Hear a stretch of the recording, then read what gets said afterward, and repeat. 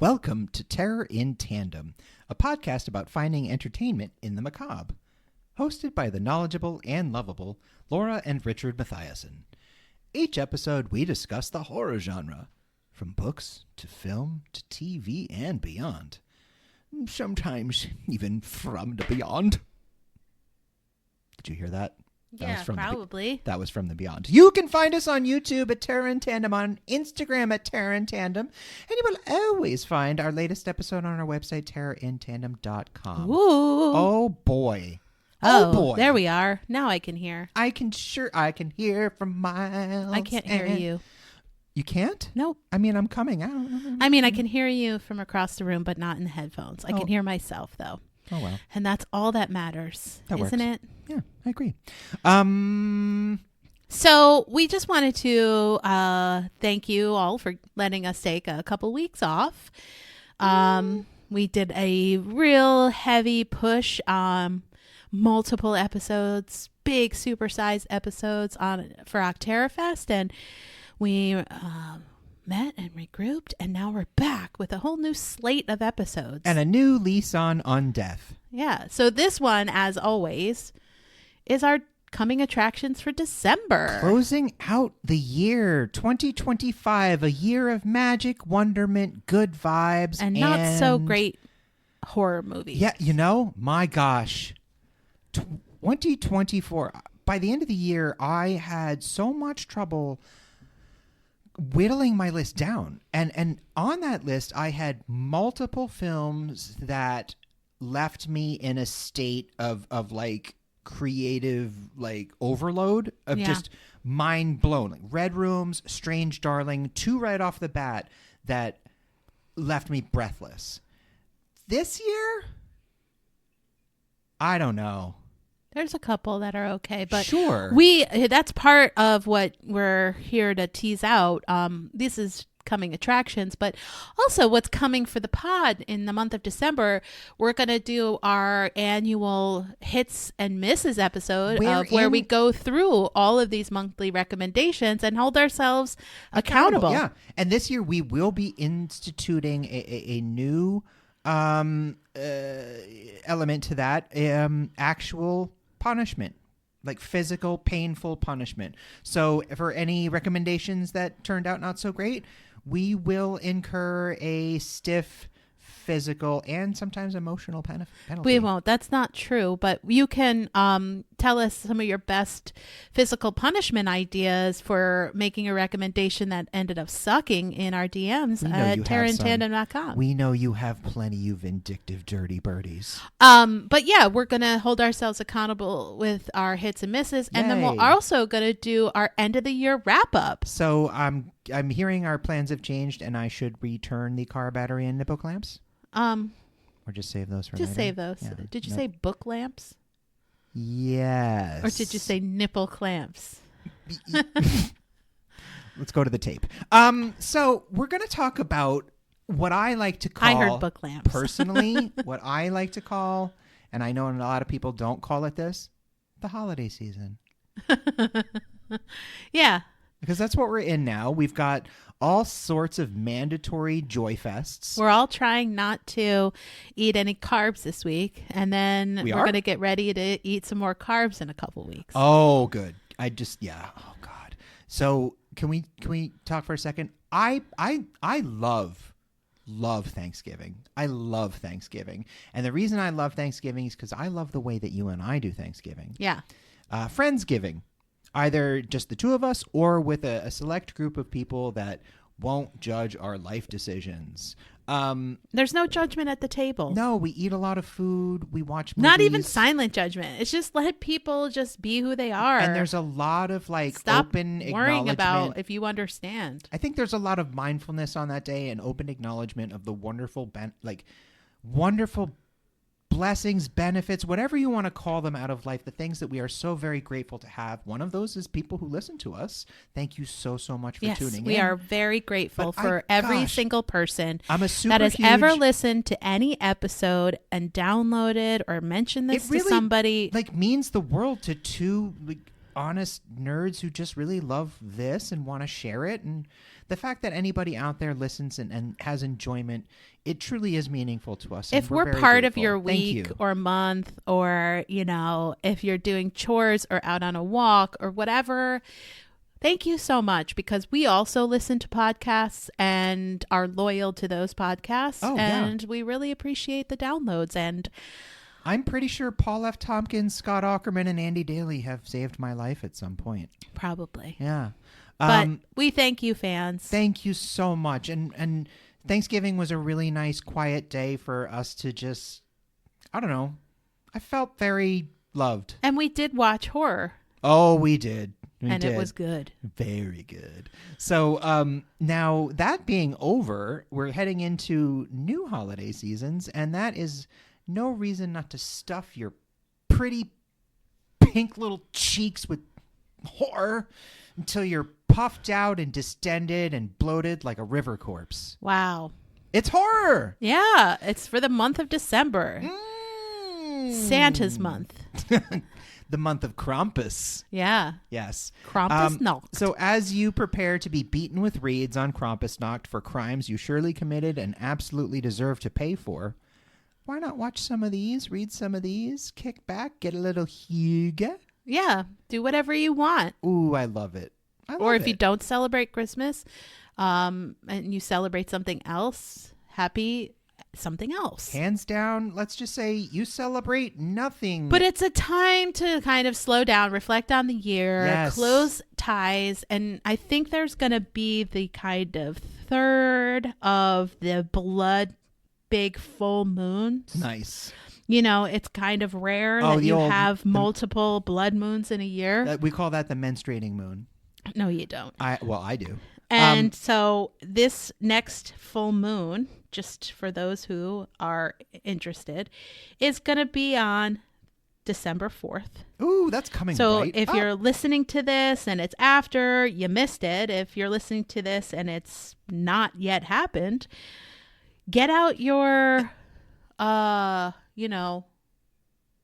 Moonstick. things to let go of. That's Yeah, what you for do in sure. a full moon, because it's the full cycle of the moon. This is coming just a few weeks after that beautiful display of Aurora Borealis over Boston. Yeah, absolutely. That was pretty freaking cool. So this Cthulhu Returns. This particular moon. Just give me a second, please. Oh, the thing about moons, folks, is they're largely made of cheese, as we all know. But what kind of cheese? Now, Webster's Dictionary defines cheese. Please stop. Hold on. Like, the thing about December horror movies, though, is... No, you're going to cut some of this out, right? In my opinion, like, there's a lot of pressure to be a certain way around Christmas, and I always resisted that because I'm not. Like, I am a nice person. I'm a kind person. I am an empathetic person, but I'm not an artificially cheerful person, and that sort of thing has the opposite effect on me.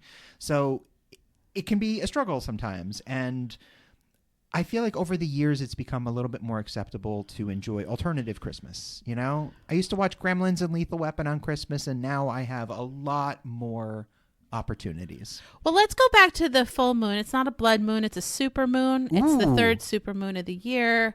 It's the last super moon of the year. But I will be spending time trying to make it bleed for you. It's the full cold moon. Wow. Yeah. So it's chilly. The cold moon is the December's full moon. So it's also known as the long night moon. I mean, I want us to call the moon by its interesting names instead of being like, look at the moon. Can I ask you you a question? should look up the moon and say, oh, look, it's the long night moon, mother. So, but you know what I mean. Anyway, the full long night moon, the coldest of all moons, is coming December 4th. That's my first recommendation. Is the moon. Worth it. It's the super moon.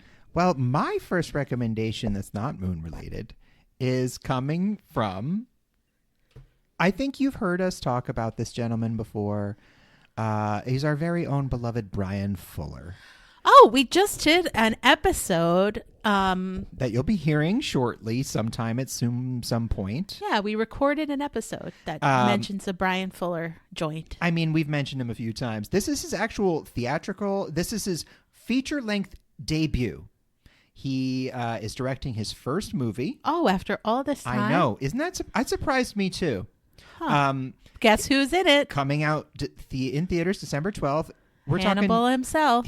We're talking Dust Bunny, starring Mads Mikkelsen, Sigourney Weaver, and David Dashiellmain. Wow. I know. What a cast. What right? a bunch of creeps. I love it. I love it so much. Now, in this movie, which watch the trailer. The trailer's magnificent. If you like Pushing Daisies, you'll see a lot of that. But it has a visual style and a vibe that I immediately, when I saw it, I was like, oh my God, it's like someone reinvented. It's like someone crossed Luc Besson with Jean-Pierre Jeunet. Two of my very, very favorite. You need to tell the dummies in the room I will what you mean. Two of my very favorite directors. Now, when asked about this, David Dashiellmain said that the movie is sort of a combination between The Professional, directed by Luc Besson, and City of Lost Children, directed by Jean-Pierre Jeunet. Oh, okay. Also, I've watched both of those. I know you have. Two of my favorite movies on my top 10 of all-time movies. And we do not condone nor endorse what some people have done to be creeps. Yes. I'm talking about movies and not creeps. Yeah. Yes. Sorry that sometimes people are creeps. I know. Trust fucking... Well, listen, you fall in love with a French director, and you got to understand that this might happen someday. So, Dust Bunny is about a little girl whose parents are killed by what she believes to be a monster who lives under her bed. Now, she goes to her next-door neighbor, a hitman, Mads Mikkelsen, nice, who is convinced her parents were accidentally killed by people coming to get him. Oh. So she hires him to kill the monster. He decides, like, I can't leave this girl alone, hence the Professional comparison. So they basically go on this sort of odyssey where Sigourney Weaver is after them and David Dashiellmain is after them, and it's all very surreal and very colorful and very Brian Fuller, very... whimsical. Stylistic, whimsical, but strange. dark. But what happens throughout the trailer and what I think is being kept ambiguous is, are we watching a little girl have a psychosis wherein she imagines human monsters as literal monsters? Or is she correct? And are the adults about to learn that there are real monsters in the world? So I am just... over the moon excited about this. Over the cold moon. Yes. Brian Fuller has described this as a family horror film. Now, have no fear. It is an R-rated film with lots and lots of violence in it. So that's cool. Basically, it looks like Pushing Daisies with guns. I just want to give a quick shout out to another Brian Fuller TV show that did not get a lot of love. Dead Like Me. Dead Like Me. Yeah. Dead Like Me, starring the Noxzema girl. And Linda Cardellini. Yes. And other people. Are you talking Noxzema and vehicular manslaughter enthusiast Rebecca Gayheart? I wouldn't call her an enthusiast, No, but I sure would say... practitioner? Well... one-time practitioner of vehicular anyway, manslaughter? Back to Dead Like Me. You run over one person. God. Is basically somebody finds out she's dead and is a Grim Reaper. Doesn't know what they're doing. It's funny and whimsical and dark. Yeah, just like all Brian Fuller stuff. If it had come out 10 years later, Aubrey Plaza would have been in it. But Dust Bunny is now so- coming out. When is it coming out? It's coming out in theaters December 12th. 12. It's gotten a ton of buzz, a lot of positive feedback. Like I said, I really do want to mention the two movies, The Professional. These are from the 90s. The Professional, directed by Luc Besson. It was the actorial debut of Natalie Portman, and starring Jean Reno. And City of Lost Children by Jean-Pierre Jeunet, which is a French film starring Ron Perlman. Yes, speaking French, speaking like very little French, but however, those two movies are pivotal, foundational, like films for me. Movies that not made horror. Me. No, but dark. Yeah. Very dark, both of them. Especially City of Lost Children is like dark fantasy. But a combination of those two with a mind and an imagination like Brian Fuller, someone who I think was likely very influenced by these sorts of films, and starring some of my very favorite people, boy, it's his game to lose at this point. Well, check it out. Dust Bunny. But you'll have to battle to see which one you're going to see, because my first recommendation also comes out 12/12, December 12th. Silent Night, Deadly Night. Yes. Directed by Mike P. Nelson of Wrong Turn fame. Garbage Day. Starring Rohan Campbell, who was in Halloween Ends. I guess the legacy was supposed to go on with him, maybe. Oh, was he the Yeah. the new killer? Yeah. Awesome. Oh, and he was also in The Monkey. And it also stars Ruby Modine. What other Modine? Matthew. Yes. I was just gonna say, is this a Modine? That's a Modine for you. Okay. All right. So Joker's daughter? Yeah. Huh. He was Joker in Full Metal Jacket. Remake of the 1984 classic. Oh, yes. This is Billy watching his parents get murdered on Christmas Eve by none other than Santa. Fair play. The first one, not bad. I love the first one. So the first one I saw, it came out in 1984. So I saw it probably when I was not quite 12, not quite. Maybe I was 10. Maybe I was 11. You were like 10. Yeah. But I don't know if I watched it right away anyway. Yeah. I loved this movie because I was like, it's actually not bad. Did not believe in Santa at that point. Oh, spoiler alert. Oh, what? So anyway, Santa kills his parents, and just like any good Batman character, he decides to go on a lifelong vengeance mission to make sure people hate Christmas, and if they don't, he's going to kill them. And so he, seeks justice, essentially. So that's generally the plot. I don't think the plot is changing for this remake. There's a lot of axe play. Yes. It's very much, how do I get into this chimney? But like one of those big like fireman's axes, Yeah. like the big long wooden handle, and fucking hefty two-handed axe. This is the second remake of Silent Night, It Deadly is. Night. The other one came from Stephen C. Miller in 2012, but it was not at all successful. No. Another remake was pitched in 2020 about a robotic Santa gone bananas, but it went too far from the OG to get any traction. And this had a secret screening at Fantastic Fest in September. I think this one has potential to be not bad, honestly. Listen. Mike P. Nelson. It's a slasher. It's a Santa slasher. And also, so, it's a movie that knows what it is. Yeah. It's not putting on airs. if you like Thanksgiving that type of movie and you just want to go for like a holiday slasher, this is going to be it. I'm sure. Yeah. Look, I was quoting the second movie, which is a terrible Silent Night, Deadly Night 2 is like one of those so bad it's good movies, but it's barely good. But there is the Garbage Day scene, which just Google Silent Night, Deadly Night 2, Garbage Day. No Trash Can Man, though. No. What's My your life next? for you? Oh, yeah. Yeah. All right. Well, I'm going to go next with one that, I don't know. I guess we'll see, right? So I'm going with the 2025 reboot of the 1997 quote-unquote classic Anaconda. Now, this one simply titled Anaconda. Yeah, no, honestly, the trailer to this movie it has like a remixed version of Sir Mix-a-Lot. You know how trailers do that, where they take a pop song, but then they'll add like, Do we need this movie? No. No. Do we want this movie? Not No. really. Are we going to see this movie? Maybe. Is it happening? Apparently, yes. It happened. Yeah. So this was directed gonna by happen to Tom us. Gormican,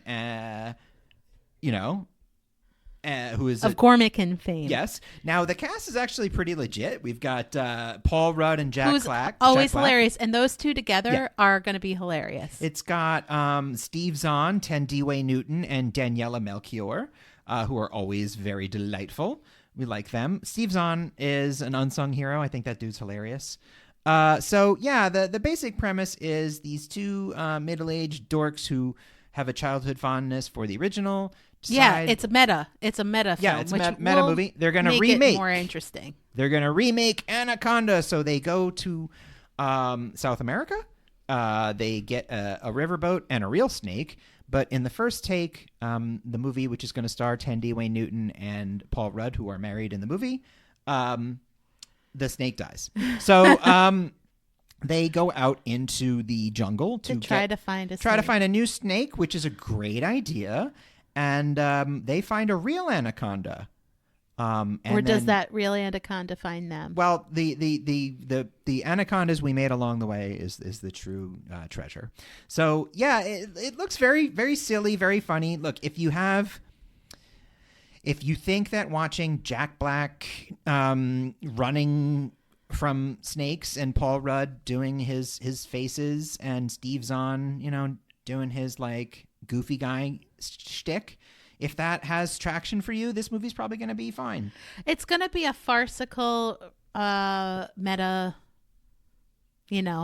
like tongue-in-cheek. Yes. Everything that was absurd about the first original. I don't mean to be too humbug about it, because I genuinely believe that if you are going to remake a film, this is the way to do it. I think... Yeah, like New Nightmares. When yes. Wes Craven made New Nightmares, he do leaned something into new. Or the lore take a bad movie and do a better job with it. The idea of remaking movies that were already perfect, like Poltergeist and The Omen, the reason they don't work is because even if they're competent and well-made movies, they're forgetful. Yeah. They're forgettable because there's nothing there. It's just like, something can be well-made and it can still be boring. Yeah, for sure. Well, listen, it's going to be hit or miss. Yeah, it looks like it's going to be very fun, very goofy, very silly. I don't know, the level of violence that they'll have. I'm sure, a bit, but I don't know. Like, I thought the original Anaconda was pretty terrible. So this one doesn't exactly have a high bar to reach. It's definitely a very different kind of movie. I forgot to mention Ione Skye's in this movie. That's pretty dope, right? Yeah. So you can say just about anything about this movie, but you should go see it. Good one. Thank you. No, we always love seeing Ione Skye popping up. She is great. So that's Anaconda, and that's coming out in theaters on December of 25. It's coming out on Christmas, yeah. Wow, yeah. If you got it, listen. Any excuse to leave a gathering that gets a little too tense, just be like, I'm going to go see Anaconda. Let's just say one of your uncles starts offering his opinions on trans people and you feel like maybe now's the time to leave for a couple hours. Go watch Anaconda. Yeah. All right. My next recommendation is a book collection of short stories by Johnny Compton, who is a Bram Stoker nominee. And it's being said about this collection that it's a thought-provoking, perfect for fans of Stephen King's Night Shift and work of Junji Ito. So it's called Midnight Somewhere, and it comes out December 9th. Do you know who likes Junji Ito? You. Me. I just finished reading Smashed, and I am reading Shivers right now, some collections. I have shivers just thinking about that. Oh, well, that title story is... very good. Holes in the body. So basically, the characters in this collection encounter horrors that range from mysterious to discovering that, darkness is everywhere. And a couple highlights is a man gets into a car that takes him wherever he can imagine, including the past, into the worst mistakes of his life. And he doesn't want to relive these memories, but he can't escape once he's there. Another short story is about a film called Alien Hand Syndrome that inspires a wave of self-harming among the people who have watched it. It's like a Stranger Things nod. Neat. And then another is a woman who brings her dead lover to life through a really dark ritual that requires attacking his corpse. Oh. So, Okay. I mean, I've never read any Johnny Compton. Nor have I. But this collection sounded like really interesting and weird and I've read a fair amount of Junji Ito. promising, and Stephen King. And Stephen King. So Midnight Somewhere comes out December 9th. Collection of short stories. Give a couple a try, see how they go, and see if you like them. 50-50. Or no. What's your last recommendation? My final recommendation is one that I am looking forward to because this seems up my alley. It is Man Finds Tape. Oh. Yeah. Now, this is coming primarily out of the Tribeca Film Festival, directed by Peter Hall and Paul Gandersman. Now, it is produced by a number of pretty interesting people. We've got C. Robert Cargill, the writer and collaborated with Scott Derrickson, Doctor Strange and Black Phone. Oh, yeah, right. That's why it's so familiar. Yep. We've got Aaron Moorhead and Justin Benson of Something in the Dirt and Synchronic and The Endless and Spring, that movie I made you watch. Yeah, I like that. And Kristen Bell. Oh. Who does stuff. So, anyway, this is a found footage film about a guy named Lucas Page who has a YouTube channel called Man Finds Tape, where he just like watches old tapes. Well, he has found a box of home movies and he screens them. That's his YouTube channel. So he reaches out to his sister to show some like weird surveillance footage of a murder, and then the two of them sort of investigate, is this tape real? Is it not? And they get into a weird sort of church, a charismatic preacher who is definitely running a cult, and all sorts of weird, like hellish, surreal, cosmic horror ensues. The trailer was very strange. I didn't get a ton of a sense of what was going on. It seems like it's a pretty discernible narrative. It's like a faux documentary, found footage kind of movie. But it's about, like this creepy church, search these weird home videos, and what looked to be like maybe eldritch gods. So, it did pretty well at Tribeca. It's got some good buzz. And, I love me some cosmic horror. Yeah. So, and it's been a while since a found footage has come out. Yeah. And, Bloody Disgusting did a really good write-up of it, saying, it was pretty good. High praise for it. So, this is coming out in theaters on December 5th.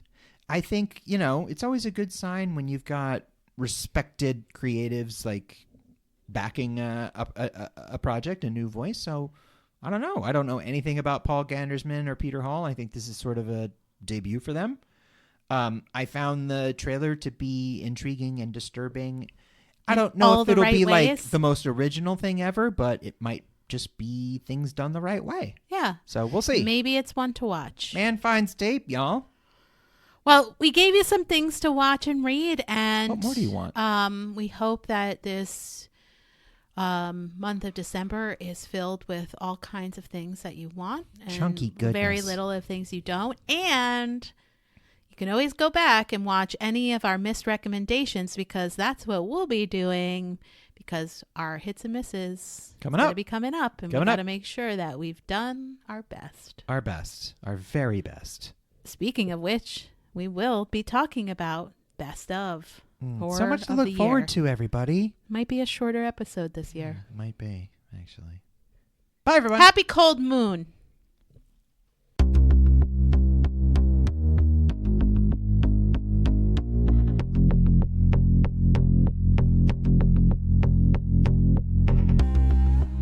Terror in Tandem is written, produced, and recorded by Laura and Richard Mathiasen, and edited and mixed by Richard Mathiasen. Our theme was written and performed by Carrie Denver, and all other music was written and performed by David Suspanic. All opinions expressed on this podcast are our own and should be taken as such.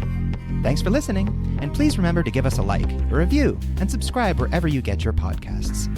See you next time. We're standing right behind you.